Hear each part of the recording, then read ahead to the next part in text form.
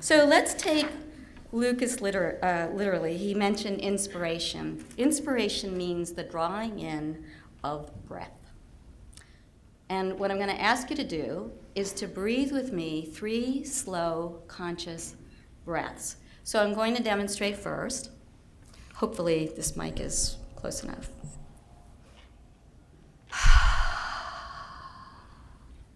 Okay, 1.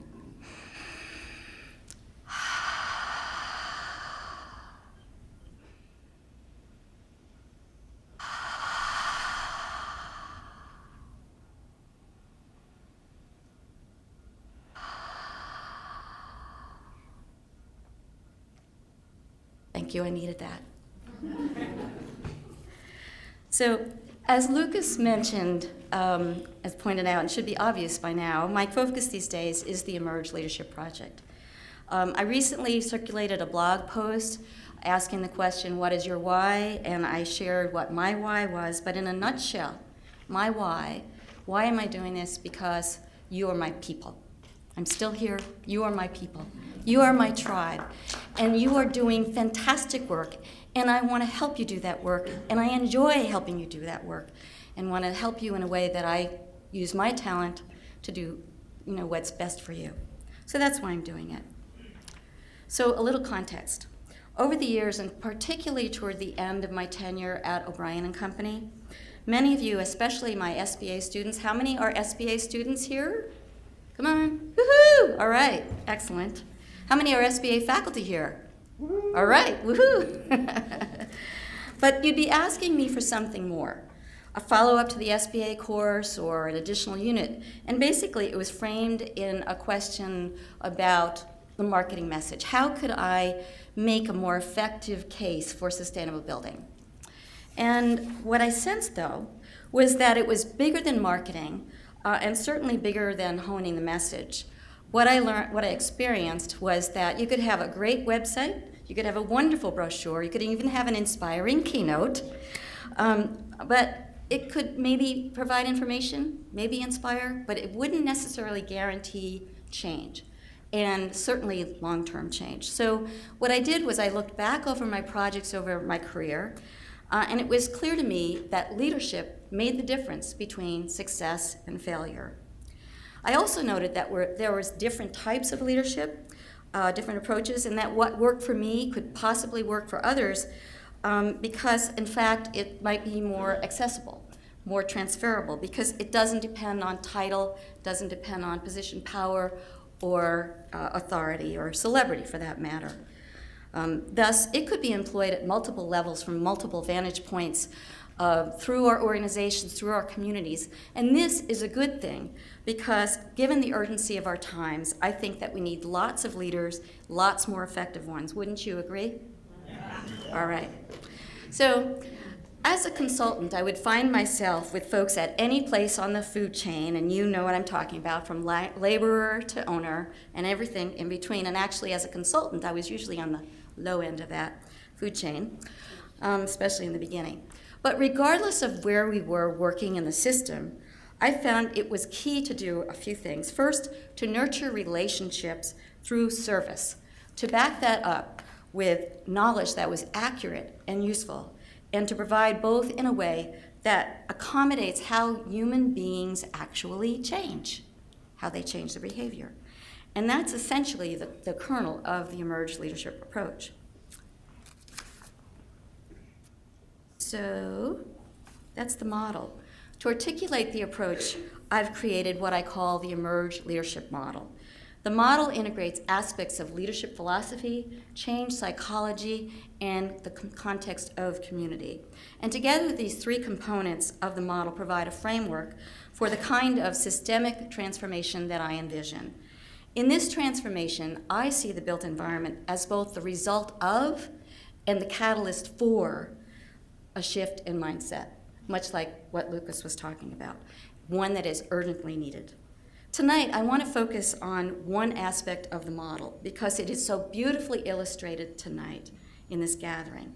And really, I think the backstory to the success of the projects that you're going to be hearing about. And that is the context of community. Why is community so important? to emergent leadership efforts? Well, the first reason should be obvious, and that has to do with the results of your efforts. Any change outside our personal sphere of control requires us to work with others to get the work accomplished. And if we want that change to be more than a flash in the pan, we want collaboration that is rigorous, generous, that's a new word, I hadn't even said that, it's out there. Rigorous, deep, and genuine. I did say it, I didn't write it. What tonight's presenters have accomplished, and you'll see it, is it's absolutely awesome and amazing. But they could not have done this work and get the results they did by doing it alone. They had to do it in collaboration. And I hope they share a bit of that in their presentations. The second reason community context is so important to emergent leadership has to do with your personal ability to sustain your leadership efforts. If you've been cruising the Emerge website blog, you know that I was recently in Spain, walking a short leg of the Camino de Santiago with my husband, John. And we ended up spending some time in Barcelona, touring the city, and we got to visit the Sagrada Familia Cathedral. You may know of this project. Antoni Gaudí took the project on when it was 1 year old in 1883. He died at 73. He was hit by a tram, the proverbial bus, in 1926. They are still working on this cathedral, and they hope to complete it in 2026 to celebrate Gaudí's 100th birthday. So this is the inside of that cathedral. It's absolutely awesome. You can get a teeny taste of this just from these photos. All I could say, I get goosebumps just thinking about the place. All I could say was, wow, wow, and wow. You know, between the light, the color, the acoustics, the structure itself, I have to say that I truly had a physical experience of the spiritual. So special thanks to all the architects in the room who do this kind of work. Thank you. But I particularly want to draw your attention to the project's inspiration, the Sagrada Familia. Translated, it means sacred family. For me, it was very fitting that this exquisite physical structure was largely inspired by the desire to honor the concept of the Holy Family, not a particular saint or iconic religious figure, although there are plenty of those images throughout the building, for sure. The great work this cathedral is asking of us is to rely on the family of God rather than on self to connect. At the risk of taking too great a liberty with religious expression, I believe we need the same sense of family and connection anytime we attempt to create social change beyond our personal sphere of influence.